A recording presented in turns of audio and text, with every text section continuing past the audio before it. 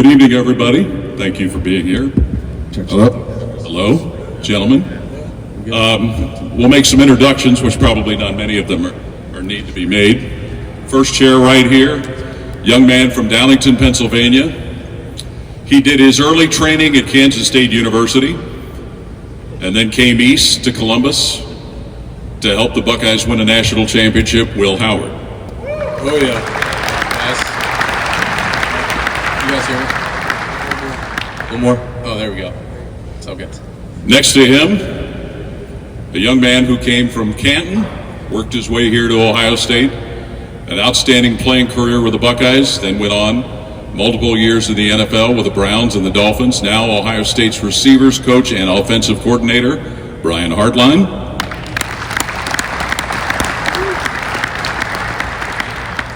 From the state of Illinois, but with Ohio roots, he made his way here to his parents' alma mater to play at Ohio State, part of another national championship football team, Evan Spencer.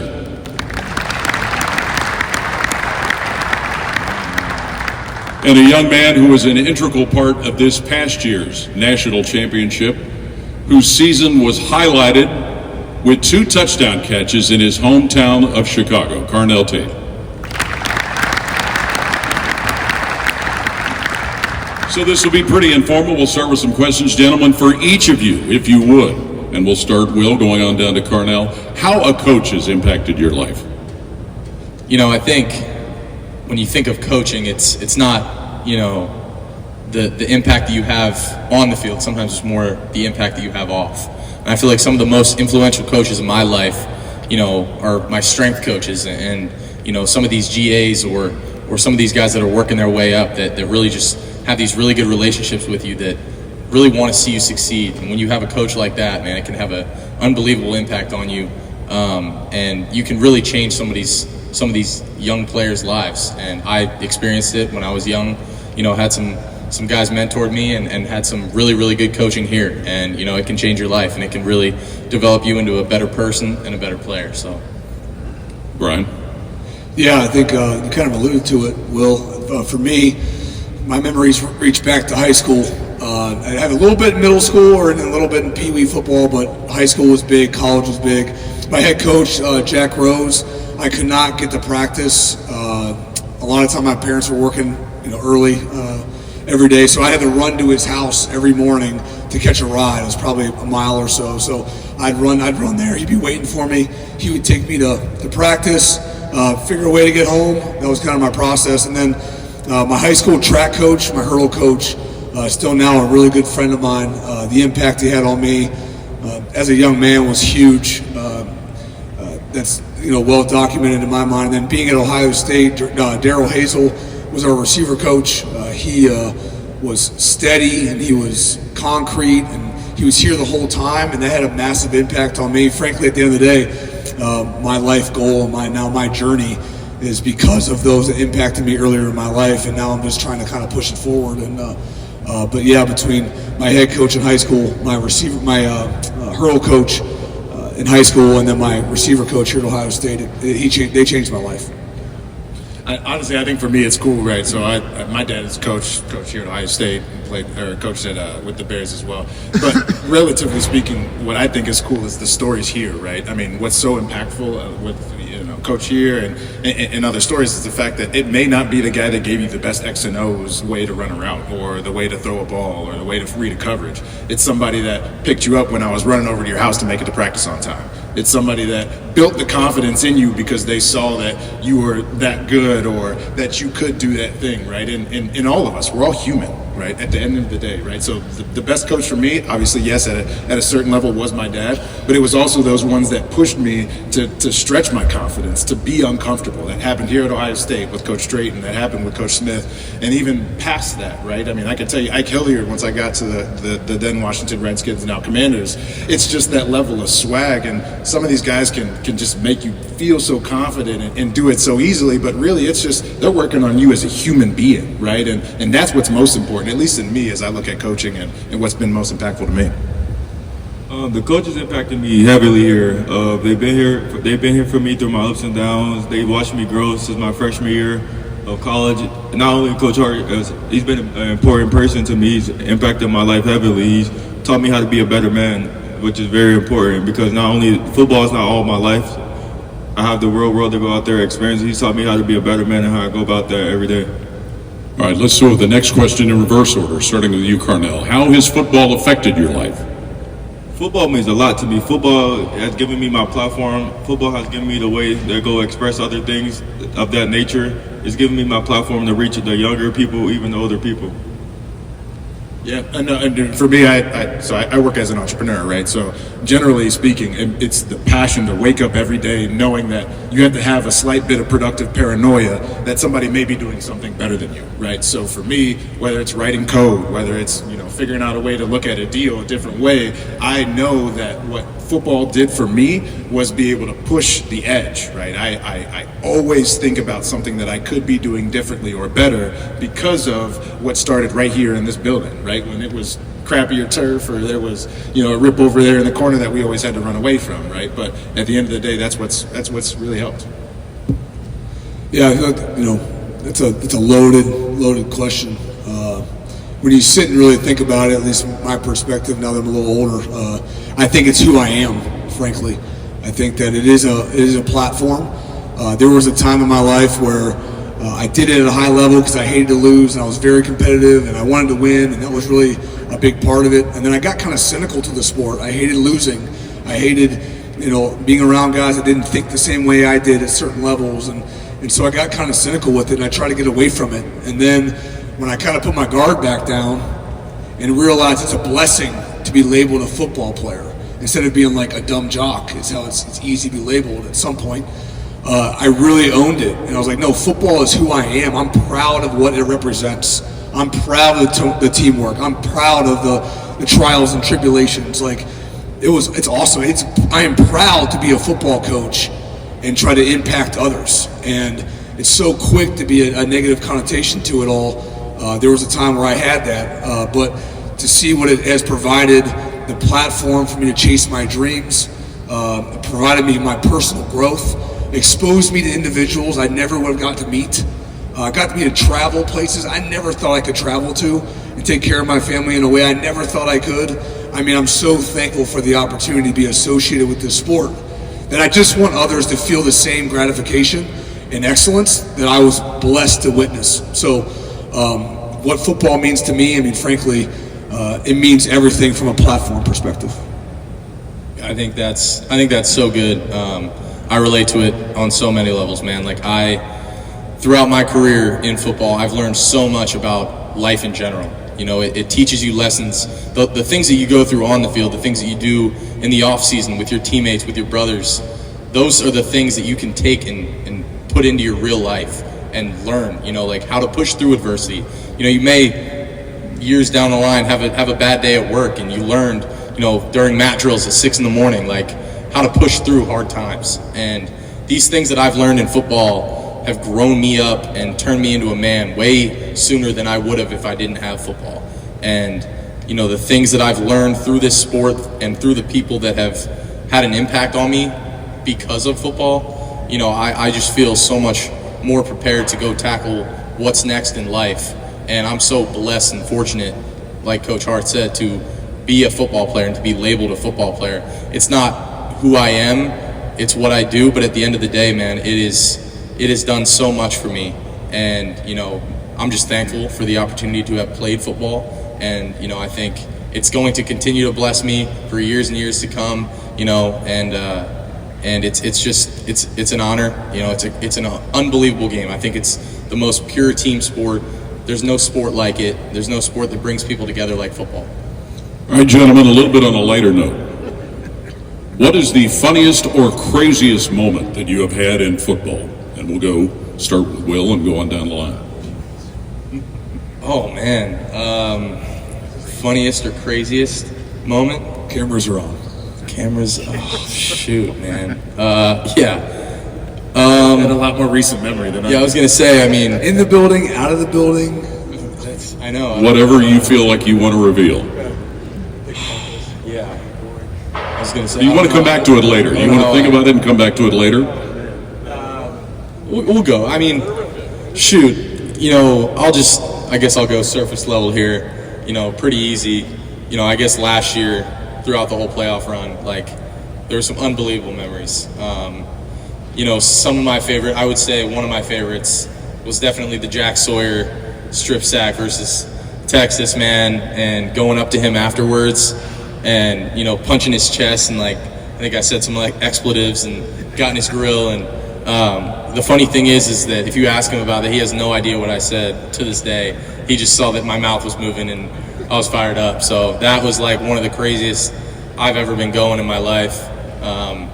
I think, I don't know what I was saying when he was running down the sideline, but I was losing my mind. So I guess that's mine. I don't know, man. I feel like all of these crazy moments come with hey, I was talking to you and you don't remember that? And it's all over ESPN, and then they're like, hey, we read your lips, and then, did you say the right thing? It's like, dude, we're on the football field. What are you talking about?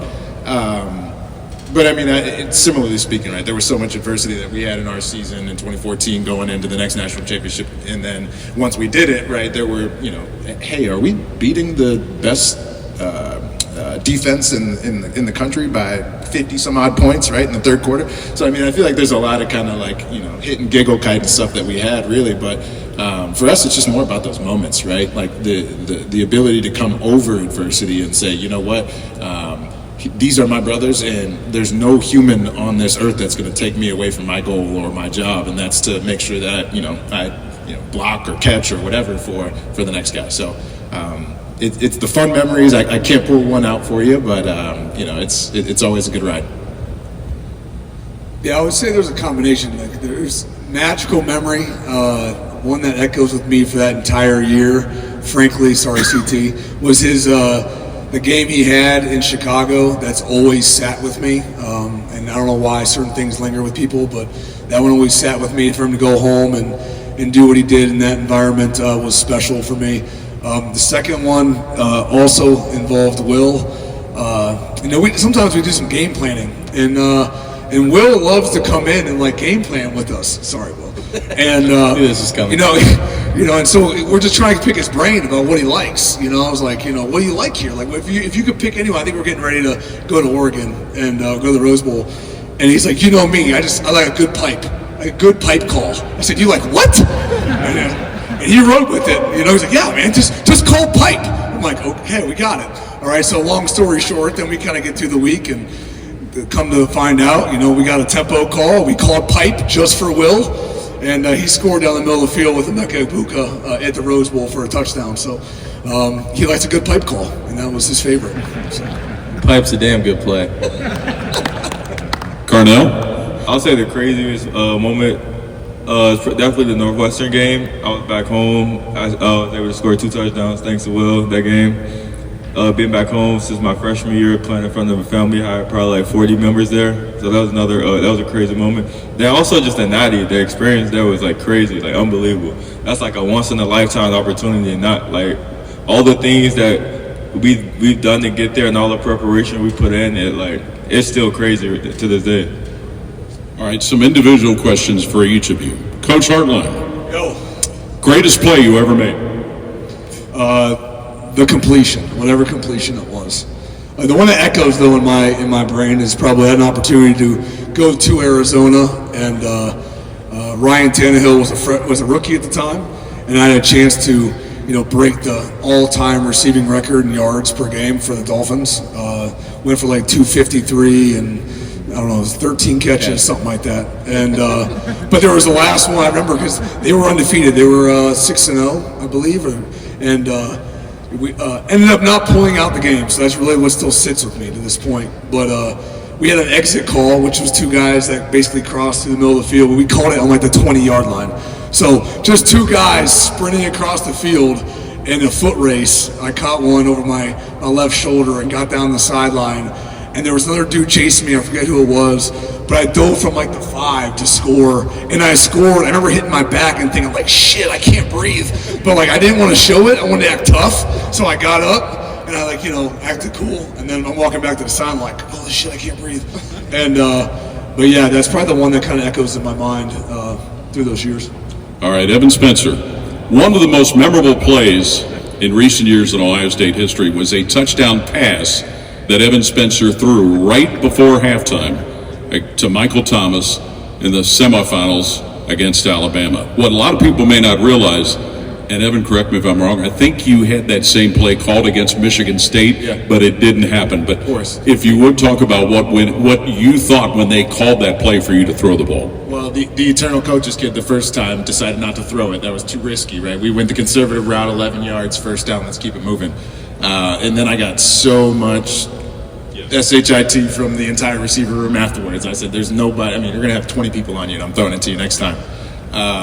But honestly, that play obviously defined my career. I mean, I wish that there were some more moments like that. But ultimately, I think there were other moments in that game that I hold value in the most. Right. The block when Ezekiel Elliott got wide open. The block was one, but more the onside recovery was one of the most specific ones, because that was a perfect kick.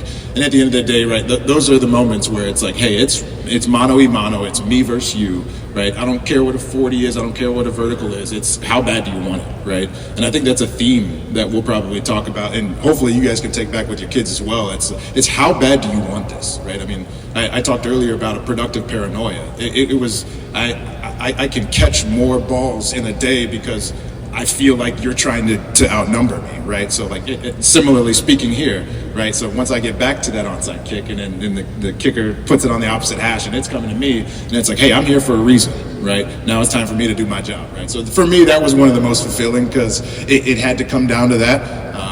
My teammates were relying on me, everybody was relying on me, and at the end of the day, it was a team-based goal. I didn't do it to catch a touchdown. I didn't do it to do anything else but to secure the win for my brothers, because we had to grind in order to get there. So that's what's one of the thing that's most fulfilling to me. Carnell, you talked a little bit about the national championship, but if you would, talk about what it was like when you guys came out onto the field at home against Tennessee. You saw a little bit of that orange, but you saw a lot of scarlet and gray, and what it was like to play in the first ever home game in December at Ohio Stadium. That game was very exciting. That was like probably our first night game, home game in the shoe. So we knew the AD. He cooked us up something as far as the environment there. Like we were just ready to play. We were ready to go prove ourselves. All the preparation we had put in, we just came off a loss. Like we were just ready to go let it rip. And then the guys, we went out there high energy, went up quick. Yeah, they had their shirts off, but like us, we gonna stay warm during their pregame. Like I'm gonna wear my layers. Now, Will, you're the one non-receiver sitting up here, but if remember from looking over your bio and getting ready for the season, you do have a career touchdown reception. Tell us about that. I do. It was the first game my senior year, 2023 at Kansas State. I actually had a passing, receiving, and rushing touchdown that game. It was against Southeastern Missouri, so, it wasn't a huge game, but athlete. I guess triple threat right there. I don't know. But it was like I gave the ball like an outside zone action, and he threw it back to me. It was like a screen, and I ran it like 5 yards. Did you trip? I stayed up this time. Nice. It wasn't that long, so I kept my feet. But that was fun doing that. That was the only time I did that. Oh, good. Lastly, for each of you, and we'll start with you and go down the line. What do you wish that your high school coach had demanded from you to help you get ready for the next level? That's a really good question, man. I think, all I wish I would have been told when I was in high school is that, man, like, you never know what's going to happen, and you may have a plan, especially, if you're going on to the next level, or even in high school, you may have a plan for what's going to happen, but it's about how you're able to adapt and adjust and take coaching and take criticism that can make you great and that can take you to new levels. And if someone would have told me that, as much as I wish I maybe would have listened to that, I don't know if, 16-year-old me would have really understood that, but if there's some way that you can make these kids understand, like, man, you never know what's going to happen, but you just work hard, have fun, believe in yourself. At the end of the day, everything's going to work out, man. Like, just trust in your work and trust in yourself.